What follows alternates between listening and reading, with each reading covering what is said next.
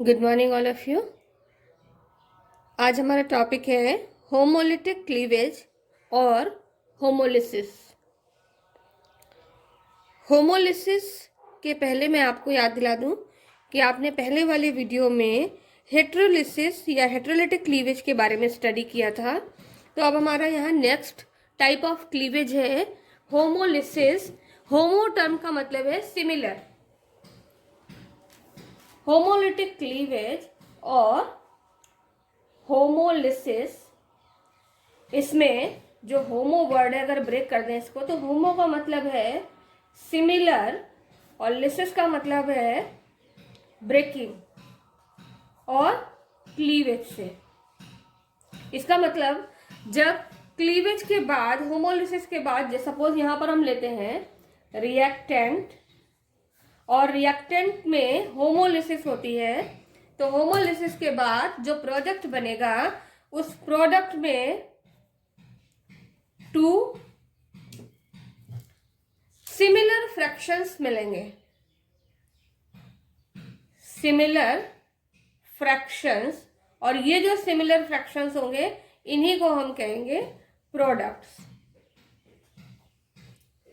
It means किसी bond की homolysis में सपोज एलिमेंट ए अपना एक इलेक्ट्रॉन एलिमेंट बी के साथ शेयर करता है इस तरह से, और ए और बी के बीच बॉन्ड बनता है a bond B.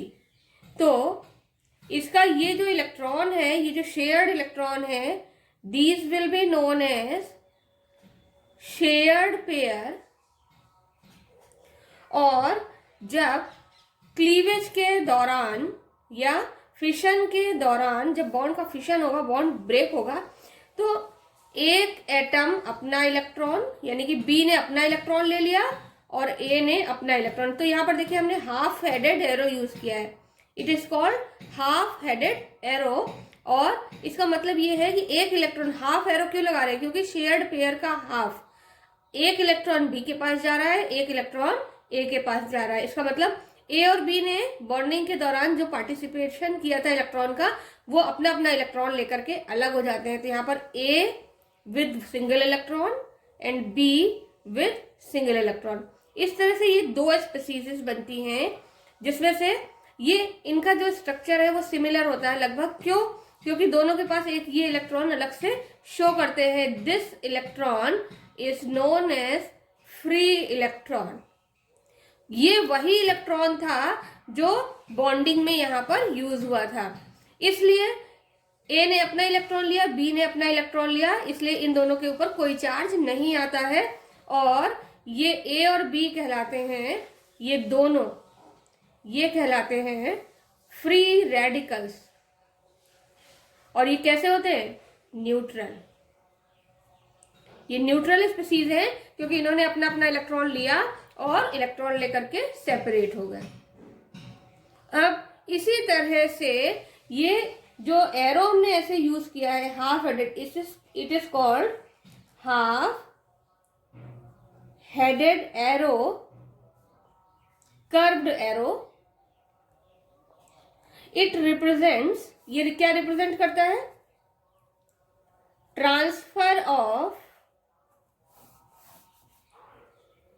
only one electron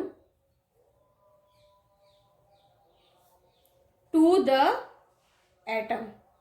केवल एक इलेक्ट्रॉन के ट्रांसफर को शो करता है और ये इलेक्ट्रॉन उसी एटम का होता है जिसने बॉन्डिंग में दिया था या शेयर किया था। अब इसी तरह से ये हाफ हेडेड एरो को आपको याद रखना है, कब बनाना है हमें और कैसे, कहाँ पर इसको यूज करना है। तो अब हम एक एग्जांपल लेते हैं। किसी एल्किल हैलाइड में RX, नॉर्मल कंडीशन में X क्या है? हेलोजन एटम है जिसकी इलेक्ट्रोनेगेटिविटी ज्यादा होती है। लेकिन अगर RX सनलाइट की प्रेजेंस में रिएक्शन में पार्टिसिपेट करता है तो यहाँ पर हेट्रोलिसिस नहीं होती है।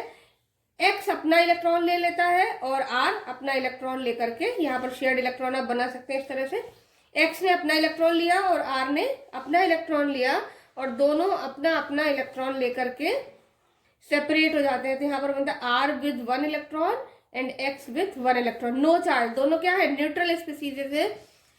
यहां पर R एल्किल ग्रुप को रिप्रेजेंट कर रहा है, तो ये कहलाएगा एल्किल फ्री रेडिकल, और ये X भी फ्री रेडिकल है, हेलोजन है या जो भी है, तो ये उसी के नाम के अकॉर्डिंग ये फ्री रेडिकल कहलाएगा। और ये दोनों ही कैसे होते हैं, these are neutral, neutral species. अब यहां पर एक और कंडीशन है कि सनलाइट की जगह पर हम हीट भी यूज कर सकते हैं। हेट्रोलिसिस में क्या होता है, दोनों shared electron more electronegative element की तरफ जाते हैं, जिसमें कोई कंडीशन नहीं होती, लेकिन अगर सनलाइट की प्रेजेंस होगी तो यहाँ पर होमोलिसिस होगी। तो यहाँ पर प्रोसेस कौन सा है, होमोलिसिस। तो यहाँ पर हमें मिल गया एल्किल फ्री रेडिकल।